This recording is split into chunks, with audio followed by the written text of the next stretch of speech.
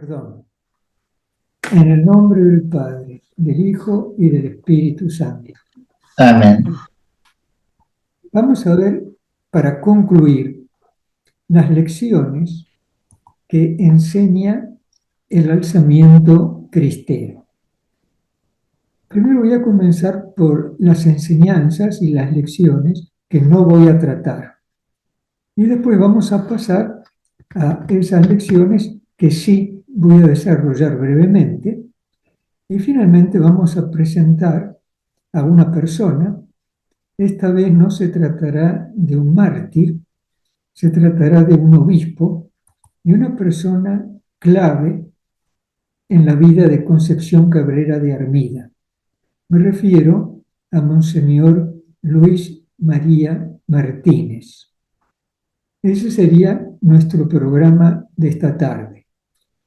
Entonces, ¿cuáles serían esas enseñanzas de la historia que se podrían tratar, pero que las voy a dejar de lado? La primera sería el derecho a la resistencia pacífica. Se trata de un derecho que ante una situación de injusticia político-social uno puede resistirse pacíficamente. Pensemos, por ejemplo, en el Mahatma Gandhi. La segunda lección sería la renuncia al recurso de la violencia armada y el valor del diálogo, presuponiendo la buena voluntad de dos partes, porque si una sola parte quiere dialogar y la otra no lo quiere, se acabó el diálogo, deja de ser un instrumento, se convertiría en un simple monólogo o una simple crítica o una simple protesta ante situaciones injustas. El tercer tema o enseñanza sería la necesidad de la astucia de la serpiente ante ciertos interlocutores. Es decir, cuando uno presupone la no fiabilidad del interlocutor, siguiendo lo que dice Jesús, más que cándida paloma, uno tendría que ser astuto como una serpiente. La cuarta lección son las relaciones de cooperación entre Iglesia y Estado. Eso sería una situación bastante ideal, a saber, separación entre Iglesia y Estado y al mismo tiempo una mutua cooperación en situaciones comunes o en situaciones para el bien común. La quinta lección sería el tema de la paz justa, más que de la guerra justa. Yo creo que guerras justas hoy día son difíciles de encontrar. Y muchas veces las paces que se hacen entre personas o grupos beligerantes se aqueja de una cierta injusticia, porque por lo general se trata de pactar y de establecer una tregua, una paz, cuando uno lleva la de ganar. O por lo menos se trata de equiparar las fuerzas a fin de poder luego hacer un pacto favorable. En este caso hablamos de una paz justa. La sexta lección son los diferentes modelos sociopolíticos en procura del bien común. Es decir, los estados, aún los estados democráticos, se pueden reordenar para el bien común, porque esa es la finalidad de la política, en diferentes formas. Por ejemplo, tenemos monarquías constitucionales, tenemos la situación de la Santa Sede, que es una teocracia electiva, porque muerto el Papa, viva el Papa, se elige el Papa, ¿no? Etcétera, etcétera. Entonces puede haber diferentes modelos sociopolíticos y diferentes modelos de estados en procura del bien común. Y la séptima lección sería la doctrina social de la Iglesia, como fermento evangélico en las sociedades actuales. Bien, esas son 7 posibles lecciones que tenía en mente al principio de desarrollar en la conclusión del libro. O a medida que iba avanzando, iba recopilando estos temas como posibles lecciones. Pero al llegar al final del libro, cambié de opinión. Entonces simplemente me voy a preguntar a mí mismo aquello que yo he aprendido o aquello que me ha impactado, aquello que afectivamente he aprendido, o si quieren, aquello que me ha hecho bien, me ha ayudado a crecer en una línea evangélica y en una línea cristiana. Entonces, primera lección, importantísima, el amor al adversario. Se trataría del amor al enemigo, pero prefiero utilizar la palabra adversario para referirme a aquellos que piensan y obran antagónicamente a lo que yo pienso y yo obro. Es decir, yo en este momento no tengo enemigos, pero sí puede haber personas que se oponen a lo que yo puedo pensar o lo que yo puedo hacer. Este amor al adversario o al enemigo, como ustedes quieran, transforma lentamente los conflictos y va superando las enemistades y sobre todo sana las heridas causadas por el odio. Jesús nos enseña a vivir amando y no calculando, más perdonando que recriminando.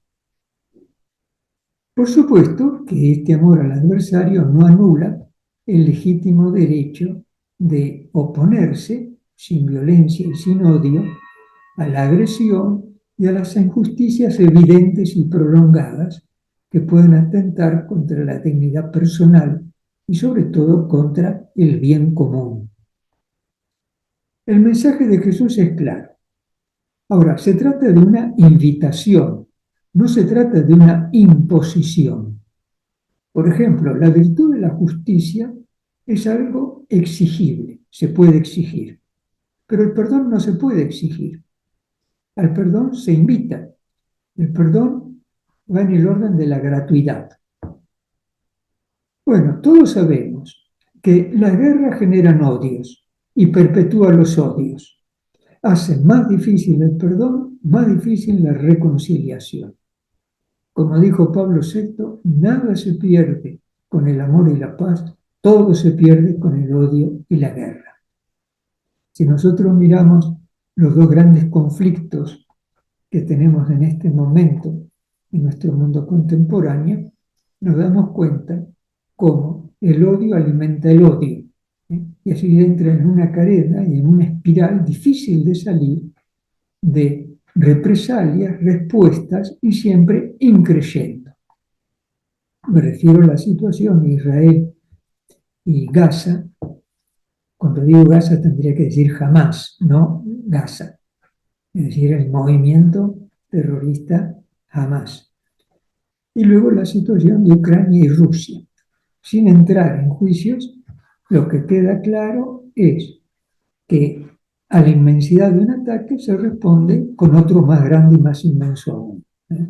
Y luego es muy difícil resteñar, sanar, curar las heridas que se van causando y eso puede perpetuarse por generaciones y generaciones. La segunda lección es el elocuente grito de la sangre. El elocuente grito de la sangre de los mártires. Los mártires, recuerden algunos que presenté, son atrayentes, destacan por su fortaleza y perdonan donándose en situaciones extremas. Ahora, los mártires cristianos, además, se caracterizan por la fe en Jesucristo, el perdón a los perseguidores que odiaban precisamente su fe o su manera de vivir. Y, por supuesto, si son mártires, la firme voluntad de dar testimonio del amor de Dios hasta derramar la propia sangre. Pues bien, la iglesia que peregrina en México, nación de mayoría cristiana, aún en nuestros días, dio un testimonio que no se puede ignorar. Creo que ya dije en su momento que los mártires de México superan ampliamente a todos los mártires del resto de los países de Hispanoamérica. Y durante el período de la cristería abundaron precisamente estos testigos de la fe identificados con Jesucristo. Es muy elocuente lo que dijeron algunos de ellos como palabras póstumas. Por ejemplo, pido a Dios que mi sangre sirva para la unión de mis hermanos mexicanos. Nunca ha sido tan fácil ganarse el cielo. Si soy yo, pero no me maten, usted tendrá, el verdugo, usted tendrá conmigo un abogado en el cielo. Yo muero, Dios no muere. Podemos decir que los mártires son un monumento viviente de la fe de un pueblo. Nuestra fe se apoya sobre los apóstoles y los mártires, teniendo en cuenta que los apóstoles de Jesús todos dieron testimonio postrero y supremo derramando la propia sangre. Es decir, fueron apóstoles y mártires. La siguiente lección puede ser un poquito más complicada. Es el misterio de la providencia en la historia de la humanidad. O si quieren, la teología de la historia. Haciéndolo muy simple. Con el misterio de la encarnación, con el misterio de que Dios se hace hombre, Dios irrumpe en nuestra historia. Y esto trae dos consecuencias. La primera consecuencia es que la historia humana va a tener una dimensión visible y otra dimensión oculta. Por ejemplo, nosotros no vemos la mano de la providencia que actúa en la historia de la humanidad, pero no podemos negar que ahí está esa providencia divina actuando y llevando a fin la historia de la humanidad. Y la segunda consecuencia es que la historia humana se convierte en historia de salvación. Pero este es un principio muy importante. Dios irrumpe en la historia. A partir de ese momento, en nuestra historia hay una mano visible y una mano invisible, oculta, que actúa. Y la historia es también historia de salvación. A través de los acontecimientos, la providencia divina va trazando sus planes. Y el Espíritu Santo nos enseña la gramática divina para poder entender acontecimientos y colaborar con ellos. Ahora, es interesante que la Iglesia participa también de esta doble realidad. Es humana y espiritual. Es misterio invisible y es sociedad jerarquizada visible. Es pueblo de Dios y es cuerpo de Cristo. Es santa y es pecadora. De la misma forma que en Jesucristo tenemos una persona divina oculta y al mismo tiempo un actuar humano visible. Ahora bien, la mayoría de los que participaron en el conflicto Iglesia-Estado en México eran miembros de la Iglesia. Todos eran bautizados. La gran mayoría de ellos unidos en matrimonio sacramental.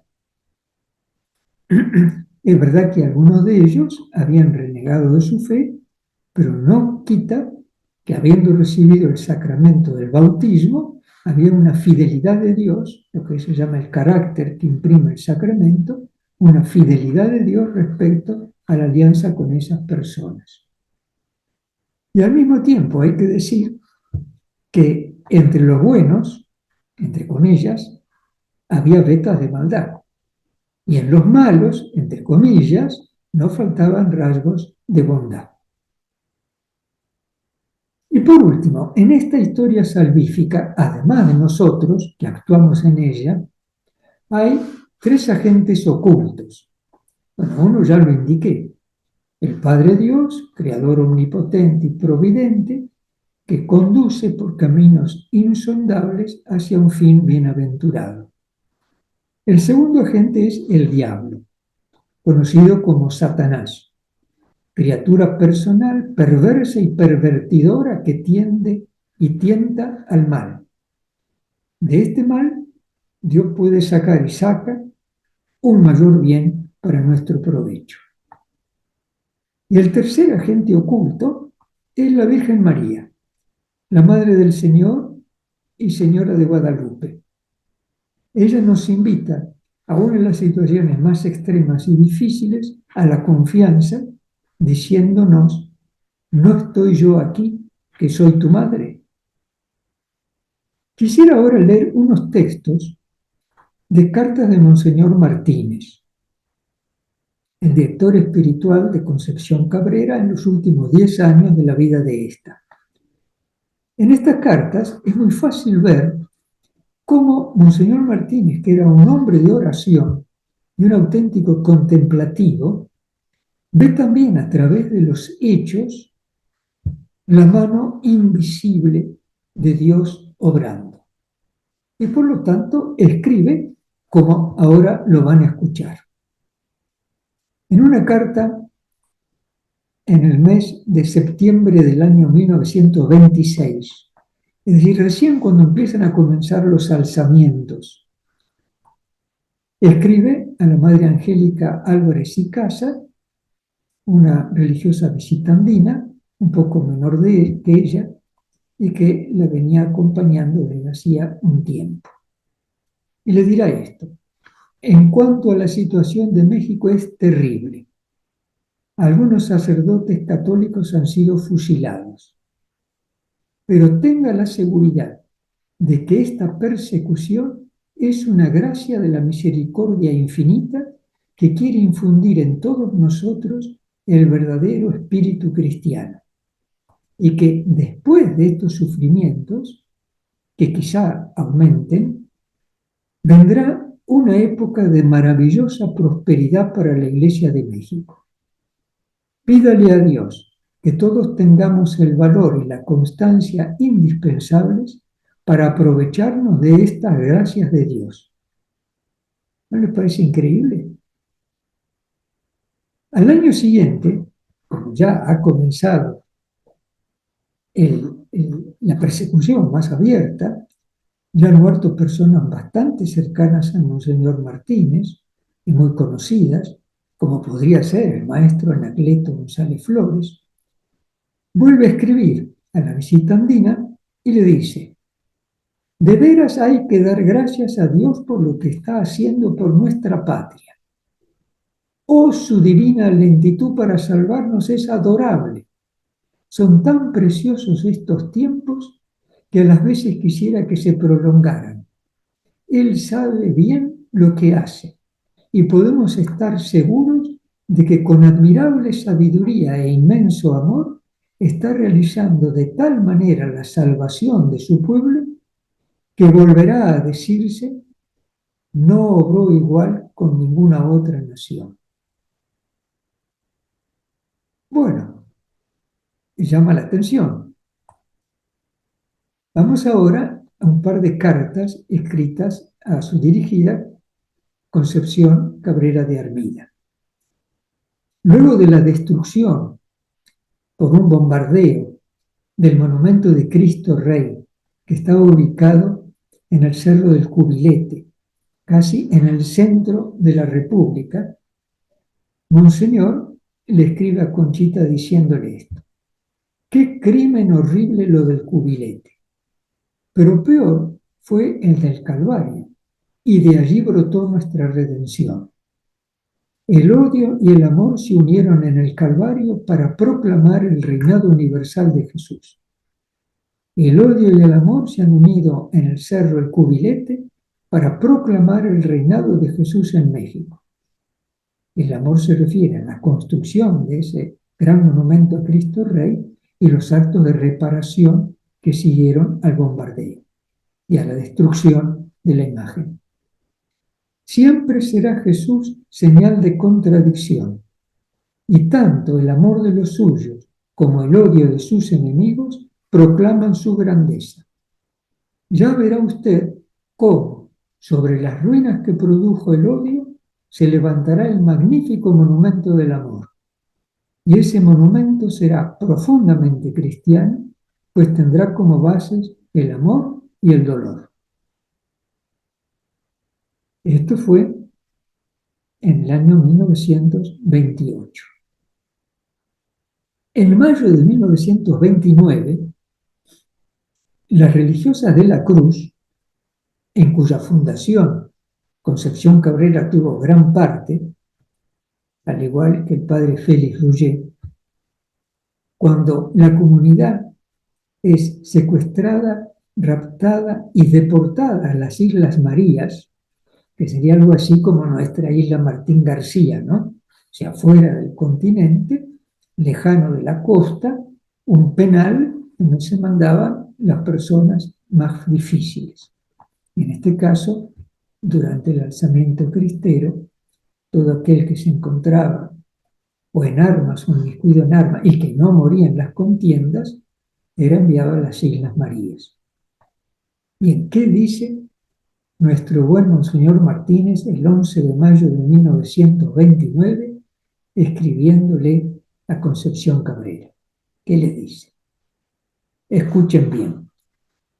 Muchísima pena y gran indignación me causó la noticia que me trajo su carta, lo de las Islas Marías, pero al mismo tiempo luz, amor y gratitud.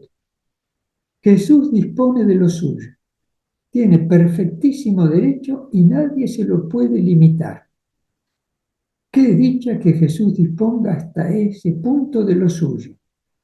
Ellas, las hermanas, deben sentirse felices y nosotros, usted y yo, envidiarlas, pues sentirse inmoladas es sentirse amadas y no puede menos que verse una predilección singular en lo que Jesús ha permitido. No hay que tener miedo por ellas, pues Jesús, que dispone de lo suyo, debe también cuidar lo que le pertenece. A nosotros toca adorar amorosamente sus designios, abandonarnos confiadamente a sus cuidados, descansar en su amor. Visto este acontecimiento con los ojos de Jesús y sentido con su corazón, lleva al alma y la llena de paz, de amor y de gratitud. No deje de alabar a Jesús por lo que ha hecho, de gozarse en sus amorosas disposiciones y agradecer lo que ha hecho con sus hijas. Al mismo tiempo, ore por ellas, sacrifíquese por ellas para cumplir sus santos deberes de madre. Yo voy a aplicar una misa por estas buenas hermanas. ¿Ven? Ahí está la clave de la teología de la historia. Solamente se percibe la mano oculta de Dios cuando se mira con los ojos de Jesús.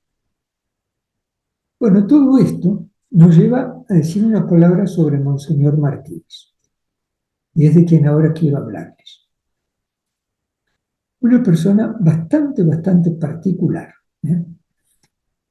Su nombre completo era Luis María Martínez Rodríguez, y nace en una hacienda, es decir, en una estancia, Molinos de Caballero, al noreste del estado de Michoacán, en el año 1881.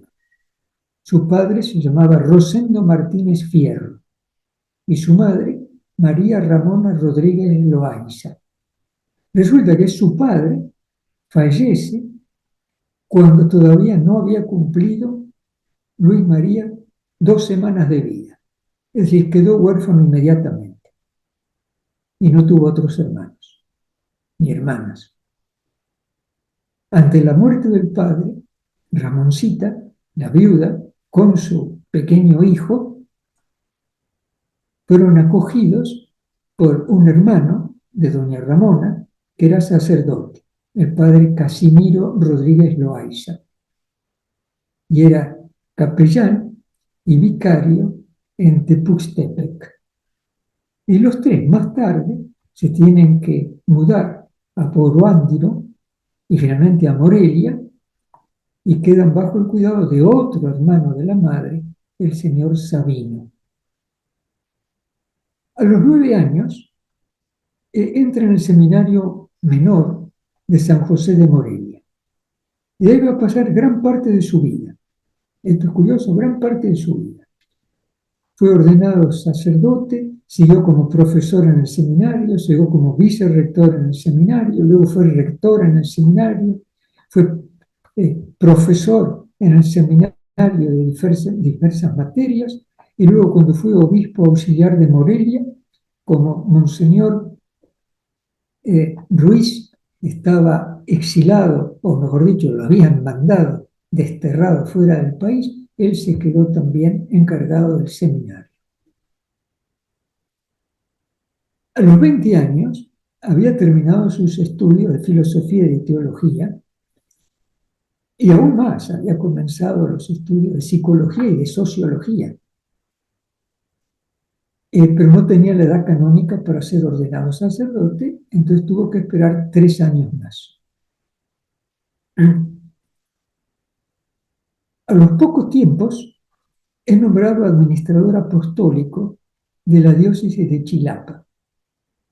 Luego fue consagrado obispo auxiliar de Morelia. Luego coadjutor en la misma arquidiócesis.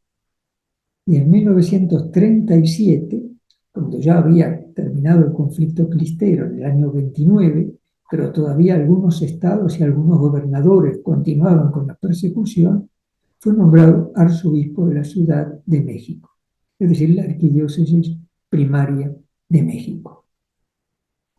Ahora, su personalidad. Se dice que su personalidad era polifacética. Era un excelente filósofo, un muy buen teólogo, un sociólogo, un director espiritual, un gran orante y un místico. Además, era un excelente orador, escritor, poeta y pedagogo. Hasta fue miembro de número de la Academia de Letras de la Ciudad de México. Además, era una persona optimista, alegre, entusiasta, bondadoso y ecuánime. Y a esto le agregaba ser muy bromista, sin herir al prójimo, un agudo observador, un buen relator de anécdotas. Es decir, una persona con quien uno las pasaba bien. A todos estos dones de naturaleza y gracia se le dio también un profundo reconocimiento de su propia fragilidad. Dejado de la asistencia divina, él se sentía un pobre miserable. Y esto explica su doctrina sobre las miserias. Él estaba feliz de sus miserias porque eran el trono de la misericordia divina. Y su lema episcopal fue: cuando soy débil, soy fuerte.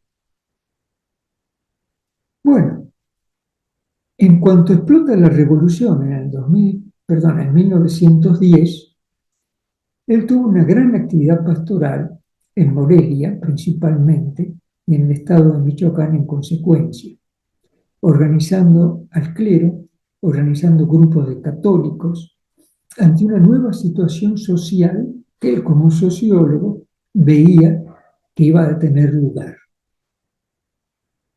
Y en ese contexto funda una serie de asociaciones. Pero la principal asociación que fundó fue la Unión de Católicos Mexicanos, conocida como la U, de Unión, la Unión de Católicos Mexicanos. Este grupo creció muchísimo, se extendió por toda la República, era una organización de carácter reservado, es decir, los miembros no se daban a conocer como pertenecientes a la Unión, estaban sujetos a una disciplina muy estricta y tenían por finalidad la presencia pública de la fe cristiana en la sociedad. Y, por último, el establecimiento del reinado social de Jesucristo en la República mediante la doctrina social de la Iglesia. Ahora, esta unión contó con un apoyo orante de la religiosa visita andina que ya he mencionado, Angélica Álvarez y Casa. Pero resultó que en 1928, es decir, año y medio después de iniciado el alzamiento cristero, Monseñor comenzó a distanciarse de la unión. Y el motivo fue las posturas y los procedimientos bélicos que utilizaban los miembros de esta unión de carácter reservada. Y Monseñor no estaba de acuerdo. Esto significa que Monseñor nunca promovió el alzamiento armado, fue además de los pocos obispos que no salió del país, porque antes de que lo desterraran se escondió, estuvo oculto en las casas de diferentes familias. Él no estaba de acuerdo con la supresión del culto, no obstante, lo aceptó una vez que la decisión fue tomada.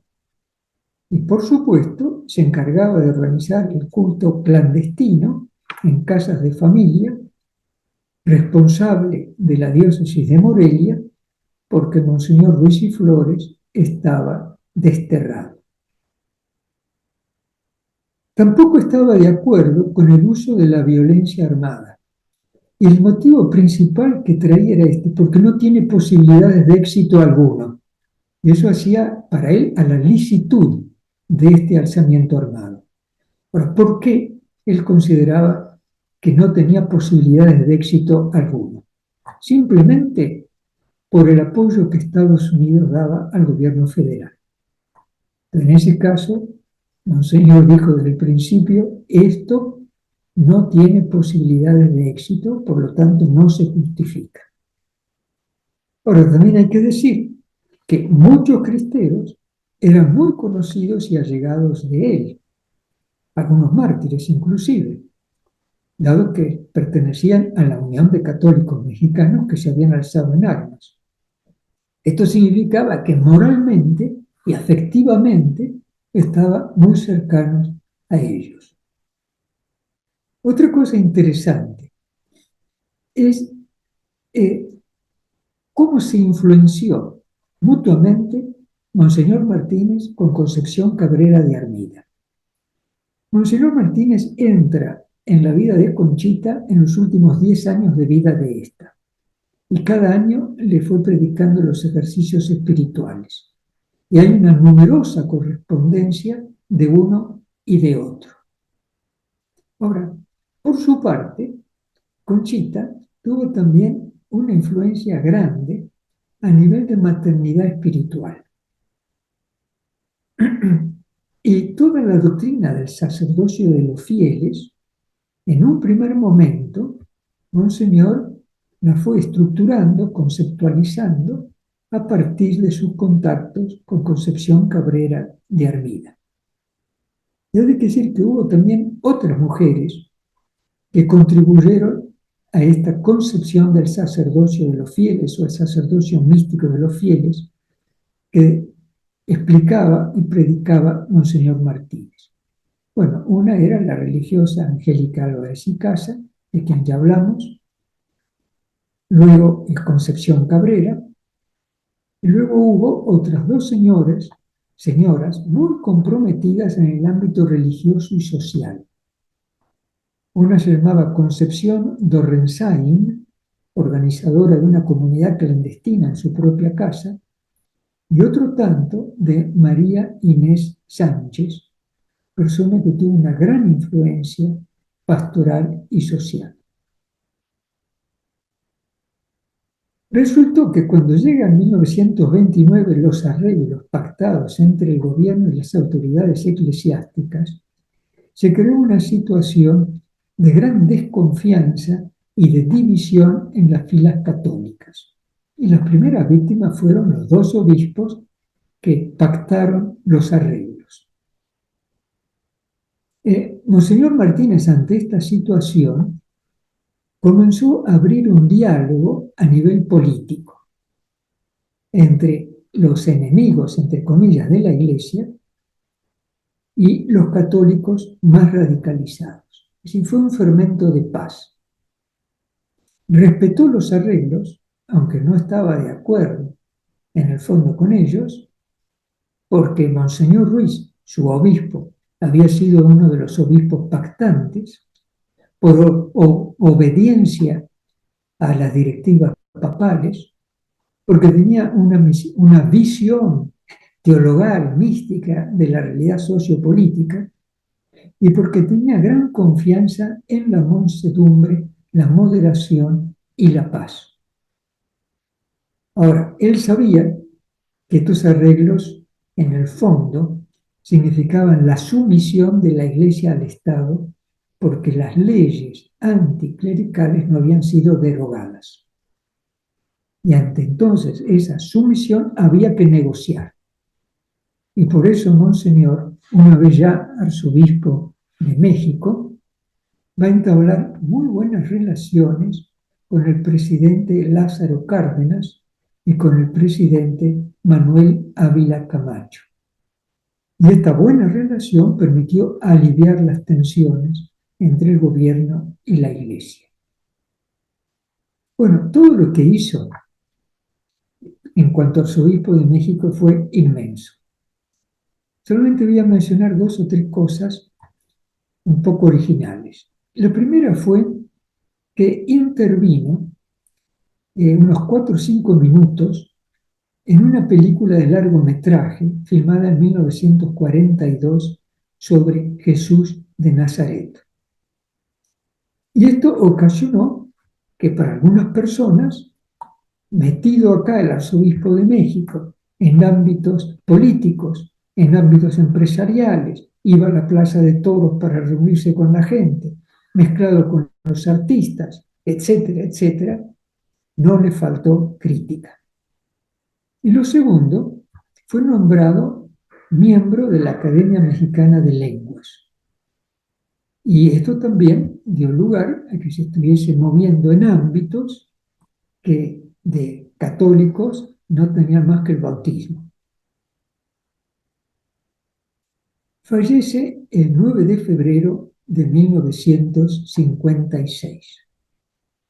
Antes de su muerte había perdido la vista, había perdido el oído, tuvo finalmente una hemorragia intestinal masiva y probablemente una úlcera gástrica avanzada.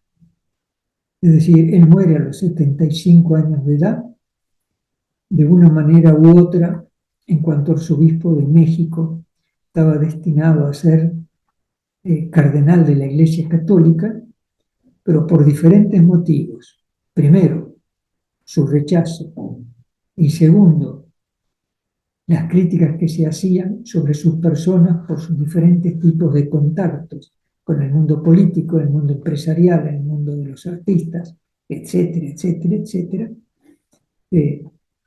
no tenía buena prensa en la curia romana.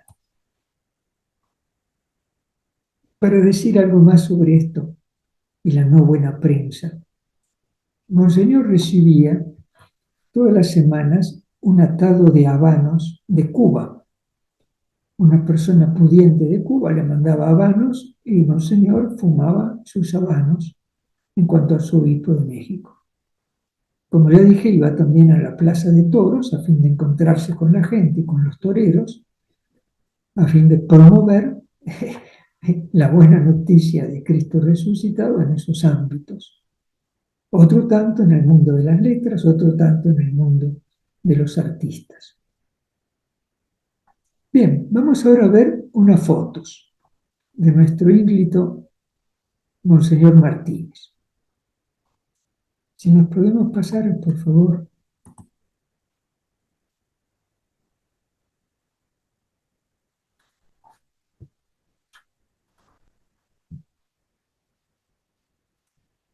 Bueno, ahí tenemos la primera foto. A mí siempre esta foto me hace reír, ¿no? Porque la mitra, la capa pluvial, el tremendo báculo, todo le queda grande, ¿no? Y él era más bien chiquito, entonces todo le queda un poco grande.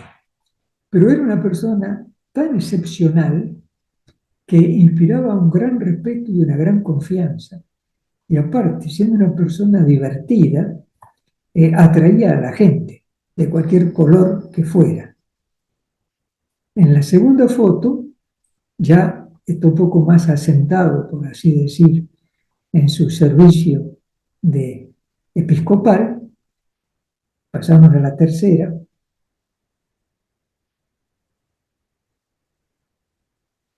Ahí lo tienen ya muy sonriente, con un aspecto bastante típico, y primero con una pequeña sonrisa ahí apenas esbozada, y luego ya con una sonora carcajada, y no sé bien qué es lo que estará festejando. Que dice que muchas veces utilizaba un lenguaje que evidentemente no era un lenguaje grosero, pero no era un lenguaje que se esperaba en la boca del arzobispo de México. Y esto también producía ciertos resquemores. Pero como digo, un lenguaje que nunca fue grosero y que jamás lastimó ni hirió a nadie. Bueno, ahí lo tiene muy sentadito, pobre, ya con poca actividad en cuanto a arzobispo emérito, y en la otra foto de frente ya lo tienen viejito, llegando hacia el fin de su existencia. Y como digo, terminó crucificado, es decir, casi ciego, casi sordo, con continuas hemorragias intestinales, y finalmente lo llevaron a la muerte con una hemorragia masiva. Respecto a la teología de la historia, yo les dije que había tres manos ocultas: la mano de la divina providencia, la mano del adversario, el demonio, Satanás, y luego la Virgen María, Nuestra Señora de Guadalupe. Ahora vamos a escuchar y ver una pequeña entrevista que le hizo la corresponsal mexicana en el Vaticano al Papa Francisco. Y 2 o 3 veces en estas entrevistas repitió la misma cosa. Entonces no fue una improvisación barata del momento, sino que fue un convencimiento profundo, de aquí que lo vamos a escuchar y hagan la relación con el tema de la teología de la historia.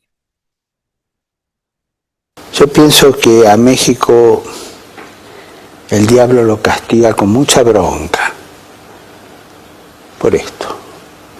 Creo que el diablo no le perdona a México que ella haya mostrado ahí a su hijo. Una interpretación mía.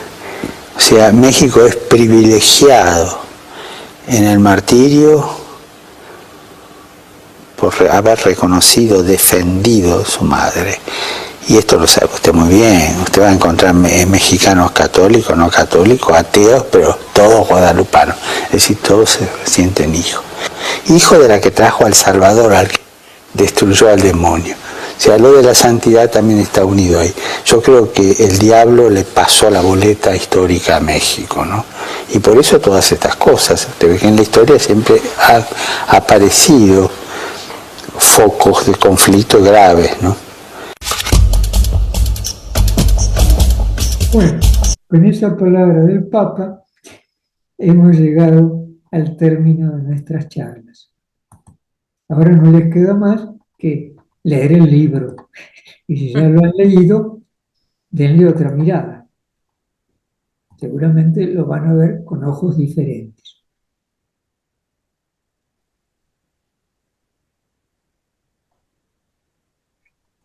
Si tienen alguna pregunta simple, heme aquí. Yo tengo una pregunta, pero no sé si, bueno, sí tengo una pregunta. Cuando decís de la guerra justa, que ya hoy en día no encontramos guerras justas, es porque cambió la concepción de guerra justa, no porque haya guerras justas antes y ahora sí o no. No, lo que pasa es que se ha desarrollado tanto el armamento militar que ya es incontrolable, Mm. incontrolable. ¿Te parece justo que una nación con armamento nuclear tire una bomba para anular un enemigo y anula no solamente el enemigo, sino medio mundo? No, Bueno, principalmente la guerra ya no es justa porque el armamento destructivo es de tal proporción que no puede ser controlado ni medido. ah, está bien. Gracias. Si alguien quiere hacer alguna pregunta, se tiene que desmutear. No, yo no le voy a hacer ninguna pregunta porque el padre les ha explicado de maravilla, pero sí darle las gracias, padre, por esas atenciones que nos da a todos y pues ojalá en un momento dado podamos volverlo a ver. Un abrazo muy fraterno para todos. Bueno, muchas gracias, Rodolfo. Rodolfo, Yo, padre, me han dicho que la primera foto de Monseñor Martínez se parece un poco a Rodolfo Martínez. Flaco, padre. La foto que ya está de obispo mirando un poquito de costado, ¿no? La que está al lado de la carcajada, que tiene la sonrisita. no. Padre, yo sigo leyendo su libro y yo voy a propagar más porque está muy bonito y habla muy bien de todo lo que pasó con los cristeros. Y sigamos pidiendo por México a la Virgen de Guadalupe. Muy bien. Los Gracias hijos por- predilectos. Así Ah, por todos. Gracias por toda su sabiduría que nos comparte, Padre. Que Dios lo bendiga. es. Muchas gracias, pues. Gracias, Padre. Soy yo. Tete. Sí, sí. Muy amable. Un Bueno, abrazo grande, Padre. Muchas gracias, Bernardo. Muchas gracias. Bueno, hasta ahí llegamos entonces y ¿te seguimos puedo para hacer un adelante. pedido? ¿Te puedo hacer un pedido?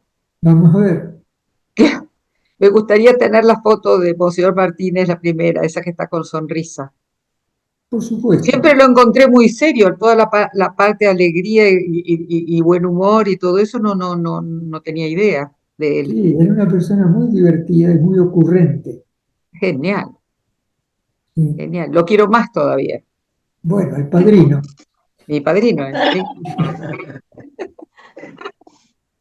Esa foto me encantaría tenerla. Si la tenés y me la ¿Cómo no? mandás. Sí, sí. Buenísimo. Me encantó, Bernardo. Muy claro y muy buenos estas cosas Bueno, que aprendiste y aprendemos realmente. mañana, Domingo de Ramos. Mañana. Entonces, que el Señor nos bendiga y nos haga buenos y santos.